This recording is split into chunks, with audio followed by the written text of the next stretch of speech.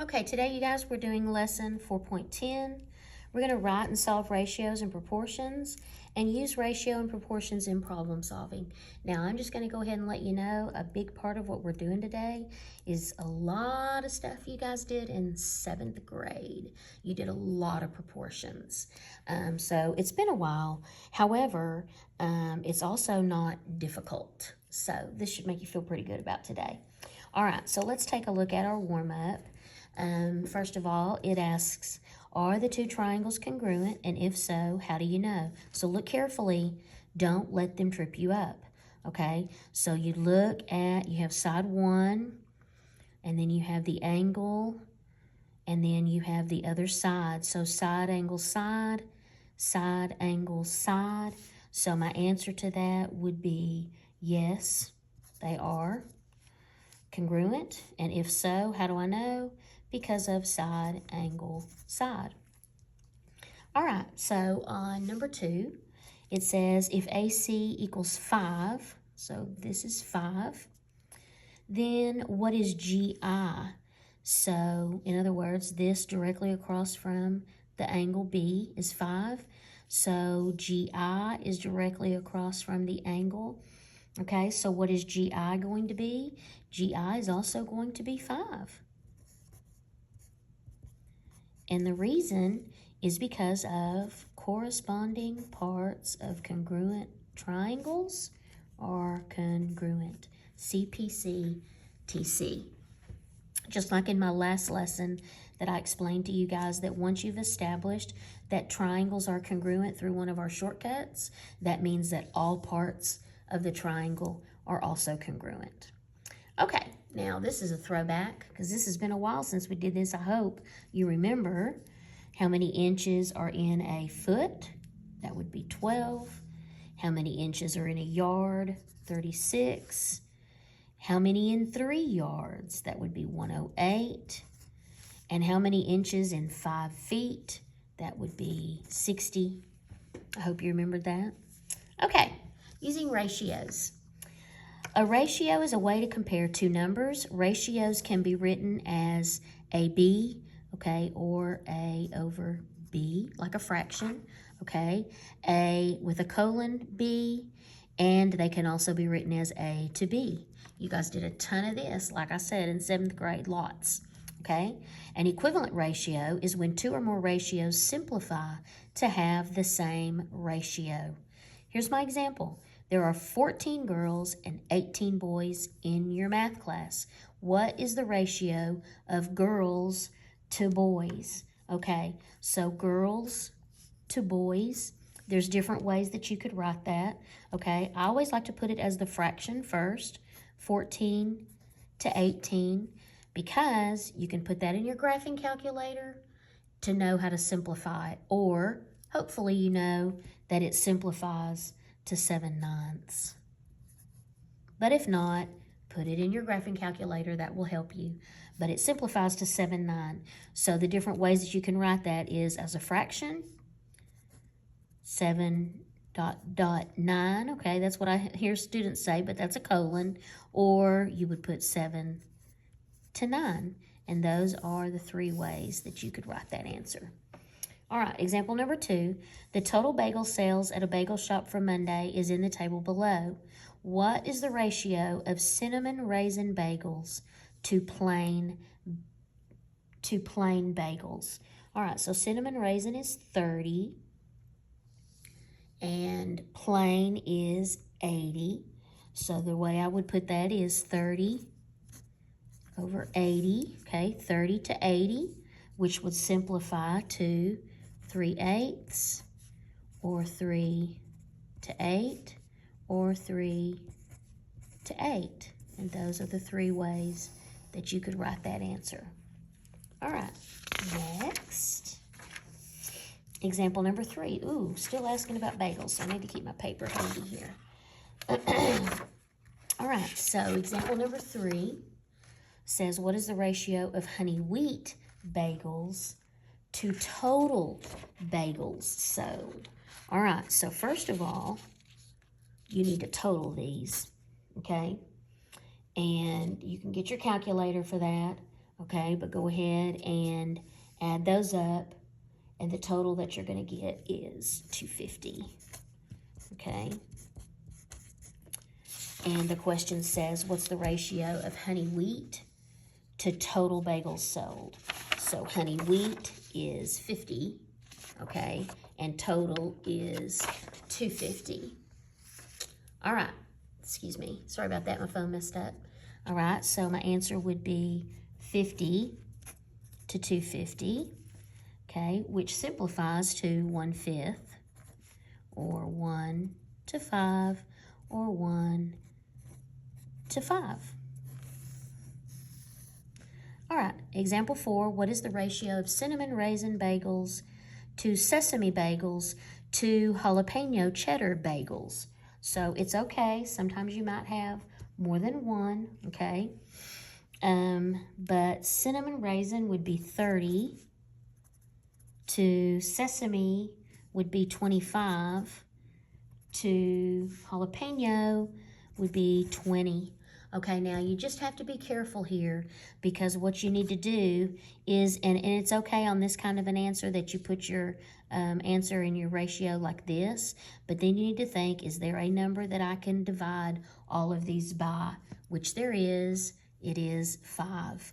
So technically, my simplified answer would be 6 to 5 to 4.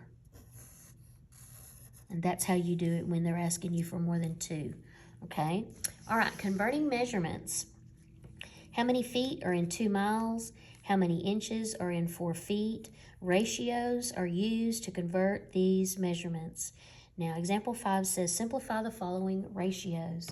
All right, so you have 7 feet to 14 inches.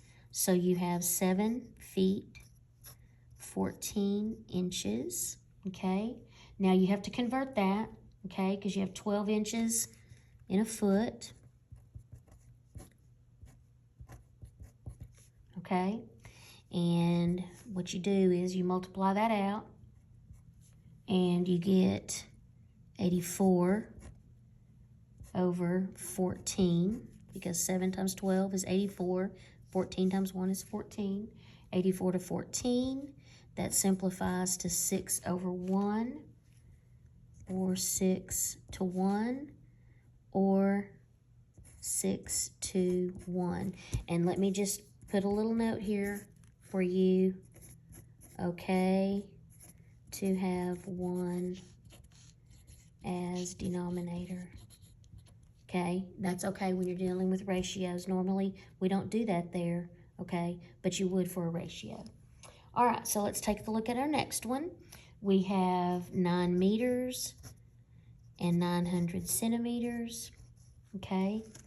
And the way we set that up is there's 100 centimeters in 1 meter,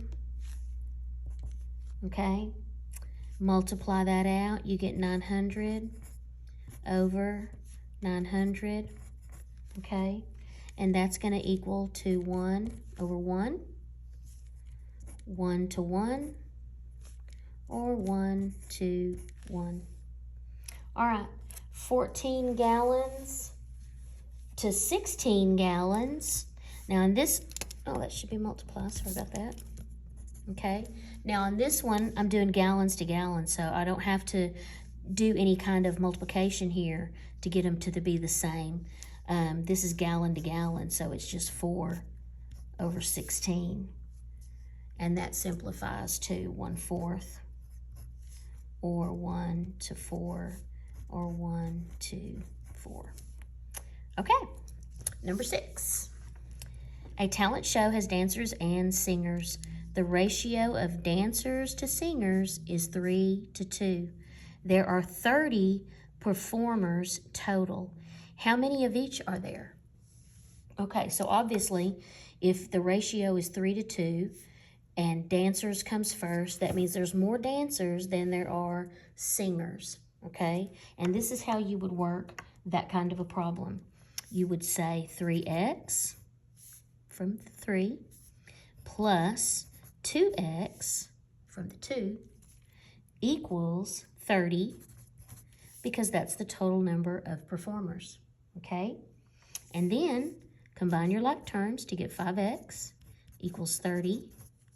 Divide both sides by 5, and x equals 6. Okay, now you don't stop there because that's not what it asks you. It asks you how many of each are there. So then you take that and you plug it in. 3 times 6 is 18 dancers. And 2 times 6 equals 12 singers. And if you wanted to check your work, if you added 18 plus 12, you would get 30, and that is the total number that you have, so then you know you're correct. Okay, example 7. Solve the proportions. Okay, so this is how this is set up. I know it looks strange, but it says 4 to 5 equals x to 30. Just change that to the fraction format, and you'll see how easy it is. 4 over 5 equals x over 30. Now, some of you are probably saying, oh yeah, I remember when we did that in 7th grade.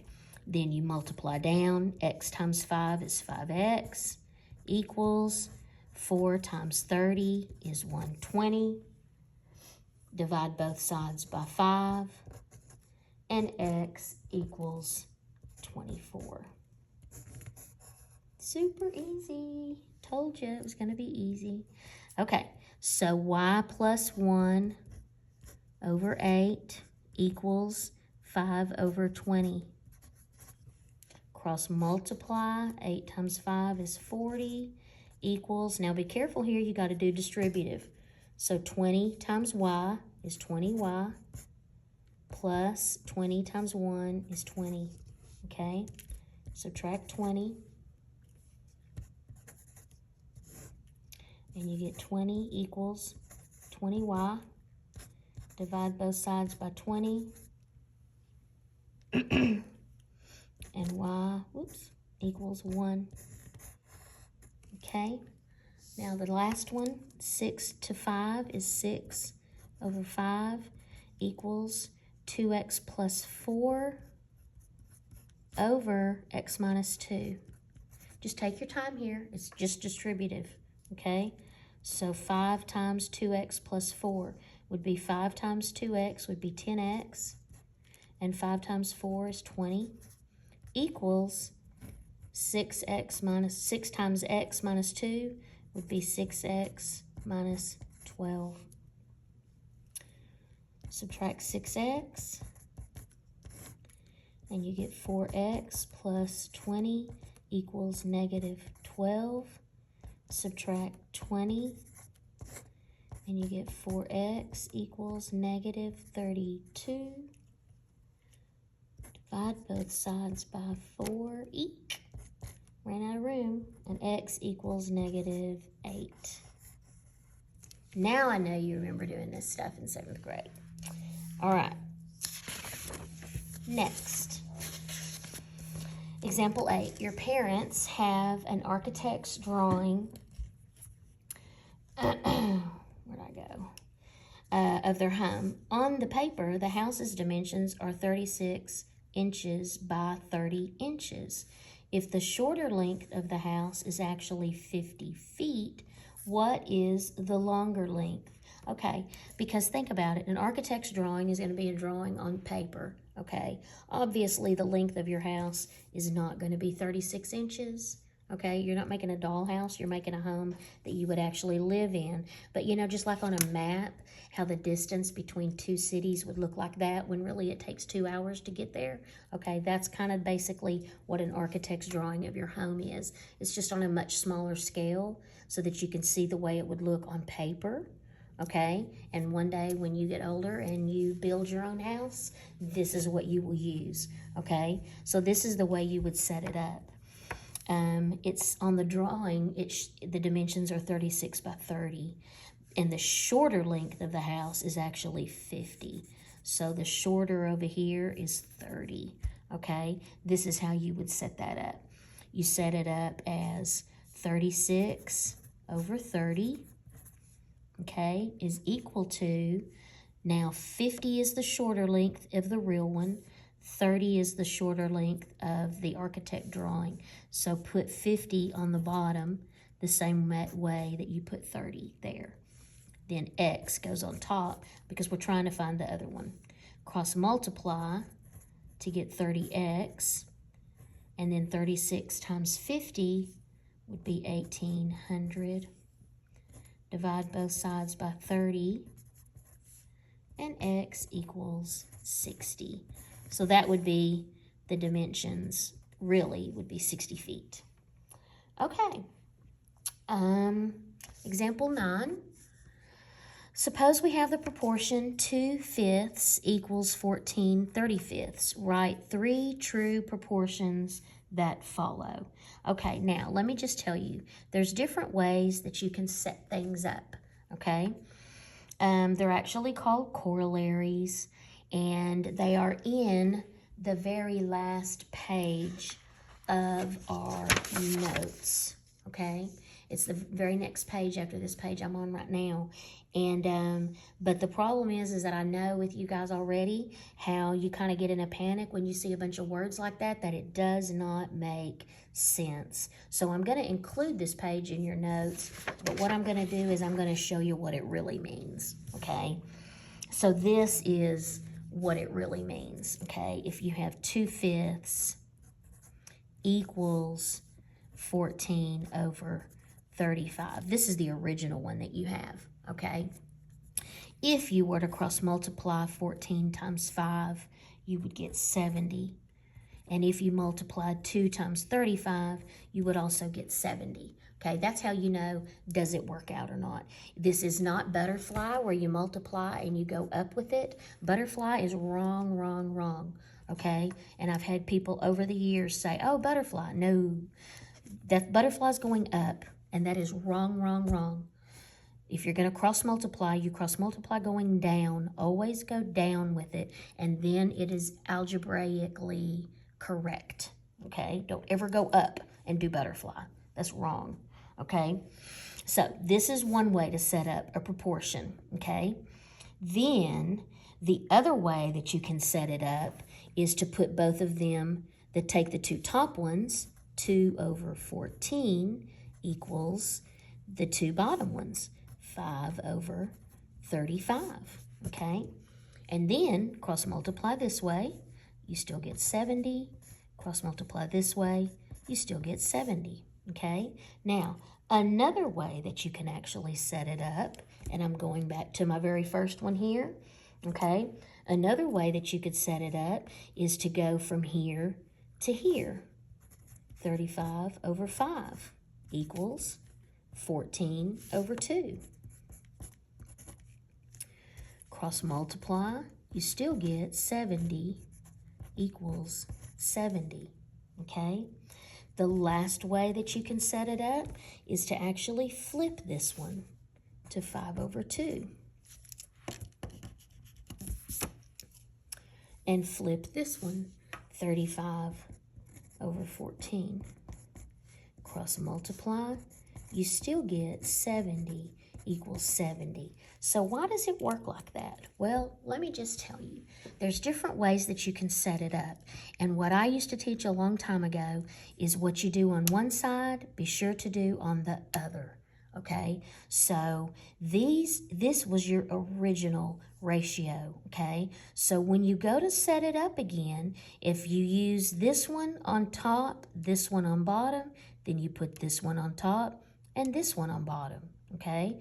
Then we switched it to where this was on top, this was on bottom, this one's on top, this one's on bottom. In other words, as long as you do the same thing here and here, according to your original ratio, it's always going to be correct, okay? And that all has to do with when you have shapes, you have what's called corresponding sides. And we've talked about corresponding sides before. We've dealt with that already, okay? So let's take a look at the same kind of situation in a ratio, but now let's look at it in a shape, okay? you have proportional sides. They are corresponding side lengths from equivalent ratios. So for example 10, it says in the picture corresponding sides are. They're talking about this picture here. Okay, they just tried to give you room to write it. Okay, but this is what they're talking about. They're talking about the same side. It's called corresponding side. So in other words, this side right here would correspond with AB, would correspond with this side right here, which is XY, okay? So you would put AB and XY. This one on top of this one, okay? Now let's go to the side. BC over YZ, okay? And then that one would be AC over XZ. That's just one of the ways you could set that up, but those are your corresponding sides. Now, this is something else that I know you did in 7th grade, and you also did it in 8th grade, okay? So this is how you would look at this. These are similar figures. They're not congruent. There's no congruent markings, plus you can tell if this side is 3 and this side is 9, obviously they're not congruent, okay? However, they are the same shape, not the same size, so those would be considered similar figures, okay? And the question is telling us, find the measure of AC, that's this one, and find the measure of XY, that's this one. All right. So this is the way you would set this kind of a problem up. First of all, find a side on each triangle that both of them have a number. Here and here. This is kind of what you would call your constant, okay? You're going to use this because this one is in this triangle and this one is on this triangle, and these are corresponding sides, okay? You couldn't use 4 because you don't know what that one is, and you couldn't use 15 because you don't know what that one is. This is like your constant, okay? So you would say 3 over 9 is equal to, I put this one on top, so that means, and let's see if I'm looking for AC, that's going to be this one and this one is corresponding. So since 3 is on the top, this one goes on top. I'm going to put X because that's what I'm looking for. And then this one would go on the bottom, 15.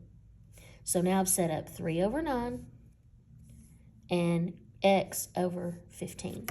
Now all you have to do is cross multiply 9 times X, 3 times 15, divide by 9, and X equals 5. So that tells me that AC equals 5. And now I'm going to use my same constant, 3, 9, equals, now I'm going to find the other one.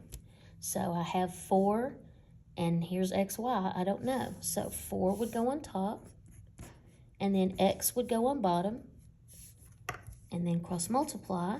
4 times 9 is 36. 3 times X is 3X. Divide both sides by 3. And X equals 12.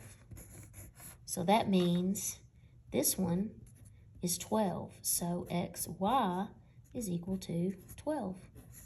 And there's my 2 answers. Okay. Woo. Okay. Let's move on to example 11. In the picture, ED over AD, so let's look at that. ED over AD. So here's this small piece over the whole thing, okay, is equal to BC over AC. All right, so you have this piece over the whole thing is equal to this piece over the whole thing. And they want us to find Y, which is the whole thing, which is AD, okay? So you're going to set that up exactly the way it looks. So you have ED over AD is equal to BC over AC. All right, so now plug those in. What is ED? 6. What is AD? We don't know. It's Y.